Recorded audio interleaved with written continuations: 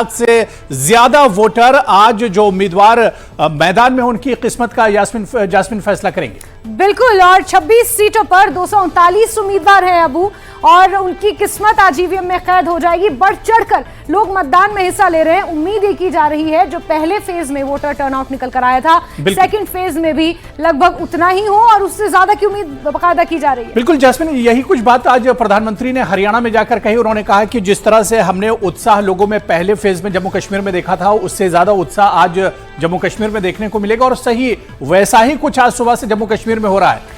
बिल्कुल बिल्कुल अबू, और सिर्फ प्रधानमंत्री नरेंद्र मोदी ही नहीं बल्कि मुख्य चुनाव आयुक्त राजीव कुमार ने भी बाकायदा प्रेस कॉन्फ्रेंस कर इस बात की जानकारी दी कि कितने ऑर्गेनाइज्ड तरीके से ये चुनाव हो रहा है। और उन्होंने एक बड़ी महत्वपूर्ण बात कही, क्योंकि इससे पहले तक कुछ दशकों पहले की अगर मैं बात करूं तो जम्मू कश्मीर में वोटर टर्नआउट इतना नहीं होता था, सिक्योरिटी सिनेरियो साथ साथ चलता था। लेकिन आज मुख्य चुनाव आयुक्त ने जो ये बात कही कि ये सिक्योरिटी फोर्सेस का चुनाव अब नहीं है, ये सिर्फ और सिर्फ जम्मू कश्मीर की आम जनता का चुनाव है। और आप देखिए जो कतारें लग रही हैं, जो सुबह से तस्वीरें सामने आ रही हैं, उसके मुताबिक वाकई जो लोगों में जोशो खरोश है वो कहीं ना कहीं काबिल तारीफ है। बिल्कुल जैस्मिन, इससे 370 के बाद की तस्वीर कही है, या तो मैं ये समझता हूं कि पिछला जो लोकसभा चुनाव हुआ है वहीं से इसकी एक तरह से शुरुआत हो गई थी, बुनियाद वहीं पर पड़ गई थी लोकसभा के चुनाव में। जितना उत्साह जम्मू कश्मीर में लोकसभा के चुनाव में देखने को मिला, लोग अपने घरों से निकले, लोगों ने वोट किया, जमहूरियत के इस जश्न में शामिल हुए। और उसके ठीक बाद अब जब विधानसभा के चुनाव हो रहे हैं तो पहले फेज में भी हमने देखा कि लोगों में काफी जोशो खरोश था, और आज जब दूसरे फेज के लिए पोलिंग हो रही है तो आप देखिए कि आज भी पोलिंग बहुत शानदार है और बड़ी तादाद में लोग घरों से निकल कर आ रहे हैं और जमहूरियत के इस जश्न में शामिल हो रहे हैं। बिल्कुल अबू, और ये सेकंड फेज है। सेकंड फेज अपने आप में महत्वपूर्ण है। सबकी निगाहें इस फेज पर इसलिए टिकी हैं, एक तो श्रीनगर की कुछ ऐसी सीटें हैं, कश्मीर वैली की अगर मैं बात करूं तो 8 सीटों पर कश्मीरी पंडितों का दबदबा है। कश्मीरी पंडित भी अपनी आवाज बुलंद कर रहे हैं। चाहे दिल्ली में आपको याद होगा कश्मीरी ऑर्गेनाइजेशन है जैसे पनून कश्मीर और 2-3 कश्मीरी ऑर्गेनाइजेशन है, उन्होंने विरोध प्रदर्शन किया था। उसके बाद अगर पुंछ राजौरी की बात कर ली जाए तो पुंछ राजौरी अपने आप में महत्वपूर्ण वहां की सीटें हैं, क्योंकि गुर्जर बकरवाल पहाड़ी समुदाय वहां पर अपना दबदबा रखता है। कौन पार्टी किसे साधने में कहां तक कामयाब हुई है, ये एक फैक्टर इस सेकंड फेज में है। साथ ही साथ उस इलाके में, श्रीनगर के उस इलाके में कहीं ना कहीं मतदान हो रहा है जहां पर कभी बंद की कॉल दी जाती थी, सबसे कम मतदान वहां पर होता था। तो सेकंड फेज मुझे लगता है कि फर्स्ट फेज से भी ज्यादा इंपॉर्टेंट इसलिए है क्योंकि यहाँ पे बहुत सारे अलग फैक्टर्स हैं जिन पर बात होनी चाहिए और जिस नजरिए से इस सेकंड फेज को देखा जाना चाहिए। बिल्कुल जैस्मिन, बहुत सही आपने कहा कि दूसरे इस फेज को आज देखा जाए, दूसरे चरण में आप देखिए कि 26 सीटों में 11 जम्मू रीजन से आती हैं और 15 सीटें जो हैं आज वैली से आ रही हैं, कश्मीर से आ रही हैं। तो इस वजह से भी जम्मू कश्मीर के लिए सेकंड फेज बहुत इंपॉर्टेंट हो जाता है। और इसके अलावा अगर हम बात करें तो जिस तरह से आपने जिक्र किया था कि आज कई बड़े चेहरे हैं, वो टीवी स्क्रीन पर भी हम दिखा रहे हैं कि बीजेपी की तरफ से रविंदर रैना चुनावी मैदान में है, उमर अब्दुल्ला बहुत बड़ा चेहरा है, 2 जगहों से इस बार किस्मत आजमा रहे हैं उमर अब्दुल्ला, और आज इत्तेफाक से दोनों उनकी सीटों पर आज पोलिंग हो रही है। तो नेशनल कॉन्फ्रेंस के लिए बहुत इंपॉर्टेंट है, सारी पार्टियों के लिए बहुत इंपॉर्टेंट है, लेकिन जिस तरह से उमर अब्दुल्ला आज चुनावी मैदान में है, इस वजह से आज कहीं ना कहीं नेशनल कॉन्फ्रेंस के लिए ये फेज बहुत इंपॉर्टेंट हो जाता है। बिल्कुल अबू, जहां पुंछ राजौरी में नेशनल कॉन्फ्रेंस एकदम कॉन्फिडेंट हो सकती है, क्योंकि लोकसभा चुनाव का अगर रिजल्ट देखा जाए तो पुंछ राजौरी रीजन में नेशनल कॉन्फ्रेंस ने बहुत शानदार प्रदर्शन किया था। कोशिश ये करेगी नेशनल कॉन्फ्रेंस की वो प्रदर्शन को दोहराए, लेकिन गांदरबल और बडगाम वहीं पर उमर अब्दुल्ला कहीं ना कहीं उनके लिए डू और डाई की सिचुएशन वहां पर उमर अब्दुल्ला के लिए होगी, क्योंकि लोकसभा चुनाव के दौरान उमर अब्दुल्ला के साथ जो हुआ लोकसभा चुनाव में, उसके बाद से उस गम से उभरने के लिए उमर अब्दुल्ला एक और शॉक लेने की और जैस्मिन इस वक्त देखिए हम लोग कश्मीर की वादियों में हैं, जिस तरह से हम दिखा रहे हैं बिग फाइट की जो तस्वीर है, कश्मीर वादी में इस वक्त हम लोग पहुंच गए हैं और वहां पर किस तरह से मुकाबला है। नौशहरा की अगर बात करते हैं तो खुद जम्मू कश्मीर बीजेपी के जो चीफ हैं रविंदर रैना, वो एक तरह से किस्मत आजमा रहे हैं और उनके सामने नेशनल कॉन्फ्रेंस के उम्मीदवार हैं। इसी तरह से आज जो बड़े मुकाबले आज के हैं, बिल्कुल नौशहरा भी एक कड़ी चुनौती है बीजेपी की। हालांकि रविंद्र रैना एक प्रबल दावेदार हैं, लेकिन सुरेंद्र चौधरी उन्हें कम टक्कर नहीं दे रहे हैं। बिल्कुल बिल्कुल सही है जैस्मिन, आपने कहा कि नौशहरा की लड़ाई बहुत दिलचस्प है इस बार। और नौशहरा में अगर देखा जाए तो यहाँ पर सीधा सीधा मुकाबला नेशनल कॉन्फ्रेंस और बीजेपी के दरमियान देखा जा रहा है, क्योंकि खुद रविंदर रैना अपने आप में एक हैवीवेट उम्मीदवार बीजेपी के हैं और बीजेपी के चीफ हैं, बल्कि बीजेपी को जम्मू कश्मीर में खड़ा करने में रविंदर रैना का बहुत बड़ा एक तरह से हाथ है। बिल्कुल बिल्कुल अबू, और जिस तरह से नौशहरा की भी आप बात कर रहे हैं, रविंद्र रैना की भी खासतौर पर अगर बात की जाए तो देखिए ये चीज मैं पहले डिस्कस करना चाहती थी। हालांकि रविंद्र रैना ने बहुत अच्छे तरीके से जम्मू संभाग में कम से कम साधने की कोशिश की। लोकसभा चुनाव के दौरान भी जो राजौरी अनंतनाग की सीट थी वहां पर भी कई इलाकों में उन्होंने प्रचार किया था। लेकिन फिर भी अगर ये हम देखें कि 10 सालों के बाद ये मतदान हो रहा है जम्मू कश्मीर में, उसके बाद अगर इस चुनाव देखिए बडगाम की सीट बहुत इंपॉर्टेंट है।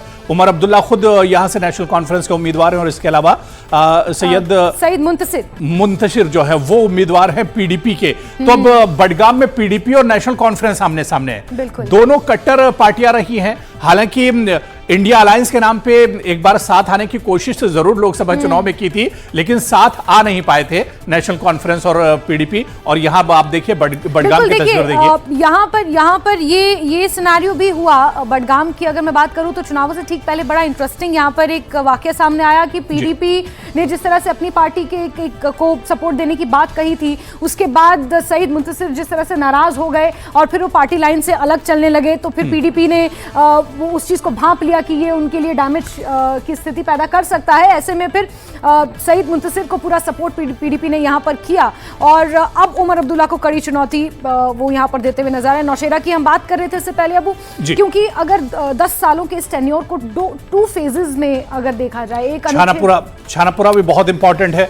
सैयद अल्ताफ बुखारी अपनी पार्टी के जो चीफ हैं वो यहाँ से किस्मत आजमा रहे हैं और उनके सामने नेशनल कॉन्फ्रेंस के जो उम्मीदवार हैं वो उनके सामने है। तो कहीं ना कहीं छानापुरा की जो सीट है बहुत इंपॉर्टेंट हो जाती है। अपनी पार्टी पहली बार अब विधानसभा के चुनाव में किस्मत आजमा रही है और उसके चीफ जो हैं अल्ताफ बुखारी वो खुद मैदान में। बिल्कुल, और देखिए अभी जो तीनों ये शिकारे पर जो हमने दिखाया, हब्बा कदल, देखिए हब्बा कदल यहाँ पर आरिफ लंगरू यहाँ पर हैं और पीडीपी की तरफ से, और शमीम फिरदौस ये एक महिला उम्मीदवार हैं विशाल। और अगर बात की जाए 239 उम्मीदवारों में से तो 40 के आसपास सिर्फ महिला उम्मीदवार इस बार मैदान में है। कुछ राजनीतिक पार्टियों से ताल्लुक रखती हैं तो कुछ निर्दलीय भी चुनावी मैदान में उतर रही हैं। और हब्बा कदल में अभी तक सबसे कम मतदान हुआ है।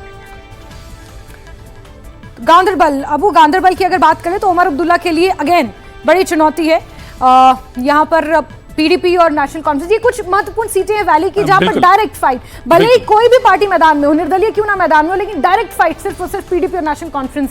बिल्कुल, ये जैस्मिन गांधरबल की बात करें या इसी तरह से जो वैली की जो सीटें हैं उनकी बात करें, ये सब जम्मू कश्मीर की खासतौर से रिवायती सीटें हैं जहां पर किसका दबदबा होता था। आप पीछे पलट कर जाइए, चाहे 10 साल 15 साल 20 साल पहले नेशनल कॉन्फ्रेंस या पीडीपी, कभी पीडीपी जीतते थे और कभी, लेकिन नौशहरा की अगर बात करते हैं इस बार बीजेपी पूरे दमखम के साथ नौशहरा में आई है और अपना जो सबसे बड़ा चेहरा है जम्मू कश्मीर में बीजेपी का, यानी रविंदर रैना जो बीजेपी चीफ है जम्मू कश्मीर के, उन्हें मैदान में लेकर आई है। तो नौशहरा पर भी सबकी निगाहें एक तरह से रहेंगी कि क्या कुछ नतीजे 8 अक्टूबर को जब आएंगे तो नौशहरा का क्या कुछ रिजल्ट आता है। बड़े-बड़े चेहरे, बहुत सारे वीआईपी और एक और बड़ा चेहरा बडगाम की अभी हम बात कर रहे थे, जिस तरह से यहां पर नेशनल कॉन्फ्रेंस से खुद उमर अब्दुल्ला 2 सीटों पर हैं। जिस तरह आपने भी तस्करा किया था कि उमर अब्दुल्ला 2 सीटों पर किस्मत आजमा रहे और आज ही के दिन यानी आज 25 तारीख है और दूसरे फेज में उमर अब्दुल्ला की दोनों सीटों पर आज पोलिंग हो रही है। तो नेशनल कॉन्फ्रेंस के लिए आज का दिन बहुत इंपॉर्टेंट हो जाता है।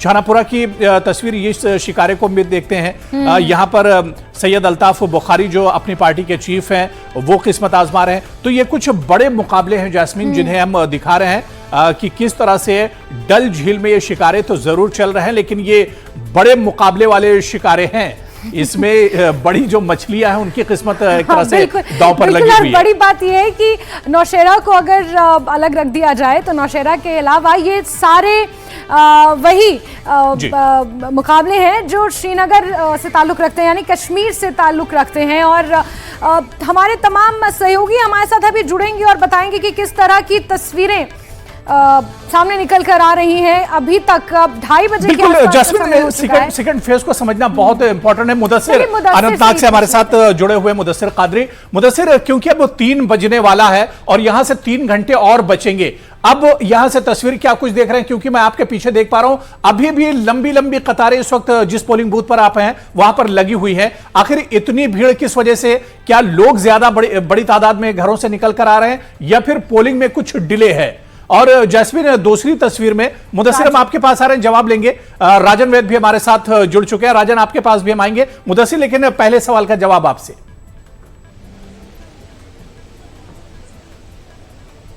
हाँ बिल्कुल, जिस तरह से अगर इस दूसरे फेज़ की हम बात करेंगे तो जिस तरह से आप और जास्मिन कह रही थी कि कितनी अहमियत का हामिल ये दूसरा फेज़ है और यकीनी तौर पर जो पहला फेज़ कामयाब गुजरा है तो यकीनी तौर पर उसका इम्पैक्ट जो है इस दूसरे फेज़ पर पड़ा है। और ख़ास तौर पर जो जम्मू कश्मीर की गरमाई राजधानी श्रीनगर है, तो श्रीनगर में इस तरह के इंतखाबात होना और वहाँ पर इस तरह की वोटिंग फीसदी आगे निकलना या जिस तरह से वोटिंग शरह अगर माजी की तुलना में देखा जाए तो इस बार ये तवक्का की जा रही है कि उस परसेंटेज में इजाफा हो सकता है। तो उस वजह से काफ़ी अहमियत के हामिल है ये इंतखाबात और जाहिर सी बात है कि इन इंतखाबात का जो इम्पैक्ट है वो तीसरे फेज़ पर भी पड़ेगा जो कि नॉर्थ कश्मीर में होने हैं। तो कहीं कहीं पर हमने देखा जिस तरह से सुबह से लगातार हमारी श्रीनगर की 8 कंस्टिट्यूएंसीज पे नज़र है, तो जो डाउनटाउन एरिया है वहाँ पर भी हमने देखा और जास्मिन जो पार्लिमानी इंतखाबात थे वहाँ पर खुद गई थी उन दिनों और उन्होंने वहाँ का माहौल है जो है बारीक बीनी से जांचा और उसका मुशाहिदा किया था। तो उस वजह से जो डाउनटाउन है तो पास्ट में हिस्ट्री में रहता था, सुर्खियों में रहता था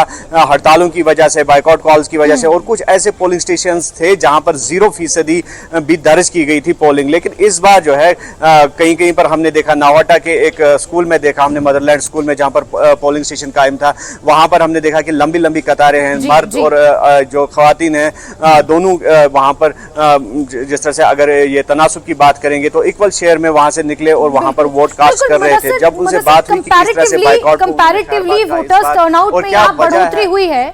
जी मुदस्सिर, कंपैरेटिवली बढ़ोतरी हुई है, लेकिन अभी भी कुछ इलाके ऐसे हैं जैसे हबा कदल का हम वोटर टर्नआउट देख रहे थे, वो अभी भी उतना एक्सपेक्टेड निकल कर नहीं आ रहा है सामने। अभी भी शायद वोटिंग स्लो है शायद इस वजह से, लेकिन कंपैरेटिवली अभी भी वोटर टर्नआउट बहुत ज्यादा हम नहीं कह सकते कि वहां से निकल कर आए। इस पर मैं जवाब लूंगी मुदस्सिर, लेकिन राजन हमारे साथ जुड़े हुए हैं। जी राजन, आप इस वक्त कौन से पोलिंग स्टेशन पर कहां किस कॉन्स्टिट्यूएंसी में मौजूद हैं और जरा तस्वीरें दिखाएं, पॉसिबल है तो लोगों से बात भी करें राजन। बिल्कुल जैस्मिन, देखिए अब यहाँ सुबह से ही लंबी लंबी लाइनें जो है वो लगी हुई हैं। सुबह जब 7 बजे थे उससे पहले ही यहाँ पे वोटर्स पहुंच चुके थे।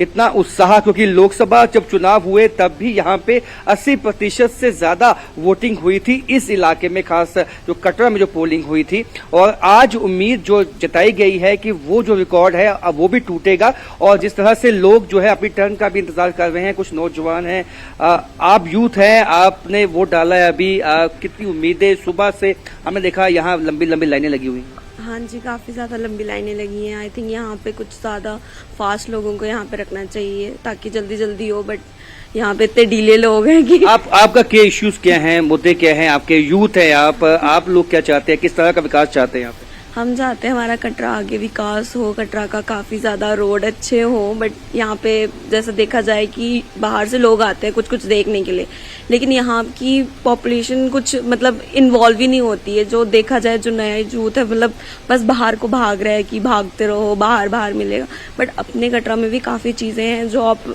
इम्प्रूव कर सकते हो या आगे बढ़ सकते हो, बट हमारा यूथ जो है वो दूर भाग रहा है, उनको कटरा में कुछ दिख ही नहीं रहा। तो हमें वैसा लीडर चाहिए जो हमारे यूथ को आगे बढ़ाए या हमें भी आगे लेके जाए। जैसे अभी हमारे ओलंपिक्स में काफ़ी अच्छे गोल्स आए हैं या अच्छे ब्रॉन्ज मेडल्स आए हैं, हमारी जम्मू कश्मीर की लड़की ने लेके आए हैं, वैसे ही हम चाहते हैं कि और यूथ जो है वो स्पोर्ट्स की तरफ जाए, आगे बढ़ाए हमारे यहाँ पे, बट वो एक लीडर चाहिए जो उनको आगे लेके जाए। आप महिलाओं से पूछेंगे महिलाओं के क्या इश्यूज हैं। आप काफी देर से यहाँ बैठे हैं और आपने वोट डाला है, और आप राइट कटरा में जिस तरह की पानी की समस्या है या बिजली की समस्या है, टूरिस्ट हालांकि काफी आते हैं, किस तरह का ओवरऑल डेवलपमेंट चाहते हैं आप जम्मू कश्मीर में ही अगर बात कर लें?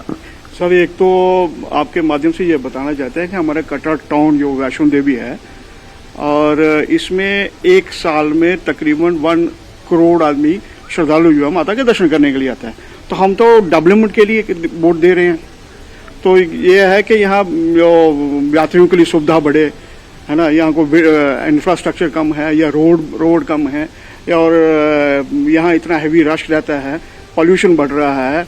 और हालत ये है कि 1 करोड़ यात्रा जो वैष्णो देवी भवन पे आती है वो स्मूथ चलनी चाहिए, और यहाँ रश रहता है, मतलब इंफ्रास्ट्रक्चर कम है, डेवलपमेंट कम है। हम चाहते हैं कि ये यहाँ की डेवलपमेंट। अच्छा, तो इस तरह से डेवलपमेंट चाहते हैं, हर कोई चाहता है। और यहाँ पे एक चीज मैंने पाई जास्मीन जो बड़ी इंटरेस्टिंग है, यहाँ पे एम्प्लॉयमेंट का इशू नहीं है, जो अनएम्प्लॉयमेंट का इशू हमने बाकी जगहों पे देखा।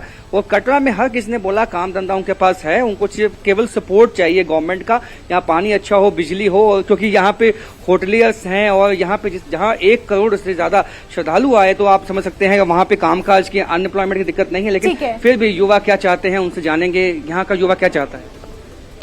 सब लोग रोजगार की तरफ हल्का हल्का बढ़ने की कोशिश कर रहे हैं, क्योंकि पढ़ाई लिखाई तो सब लोग जानते हैं मोदी जी के दौर में इसकी कोई कमी नहीं रही। और 10 साल के बाद ये मतदान का, चुनाव का जो त्यौहार आया है, सब लोग उमड़ के हर्षोल्लास से अपना मतदान करना चाहते हैं। और उम्मीद तो यही है कि उनकी ज़िंदगी में और ज़्यादा बढ़ावा हो, उनको अच्छा रोज़गार मिले, अच्छा आगे उनका जो स्कोप है वो खुल जाए। और जितनी भी पिछले 10 सालों की जो कमियां हैं, जो हमारे पास एक प्रतिनिधि नहीं था, बिल्कुल राजन, देखिए दोबारा से आपके पास आएंगे, राजन दोबारा से आएंगे, और जो कटरा के इश्यूज हैं उस पर और हम बात करेंगे। किन इश्यूज को लेकर आज लोग वोट करने के लिए निकल रहे हैं, क्या कुछ मुद्दे लोगों के, उस पर भी बात करेंगे। लेकिन आज वादी की तस्वीर बहुत इंपॉर्टेंट है और मुदस्सिर कादरी लगातार हमारे साथ जुड़े हुए हैं। मुदस्सिर, जिस तरह से हम देख रहे हैं कि आज वोटिंग के दिन को शायद इस तरह की तस्वीरें पहले कश्मीर में नहीं देखी गई होंगी, क्योंकि आज का दिन, जैस्मिन आप भी देखिए कि लोग सिर्फ वोट करने नहीं आए, बल्कि आज के दिन को पूरी तरह से एंजॉय भी कर रहे हैं। मुदस्सिर, कुछ इस तरह की तस्वीरें हैं, वरना लोगों में एक डर रहता था, एक खौफ रहता था, अब कोई डर और खौफ नहीं है। महिलाएं भी आपके पीछे से निकल रही हैं, वो भी मुस्कुराती हुई जा रही हैं और जमहूरियत के इस जश्न में शामिल हो रही हैं। मुदस्सिर,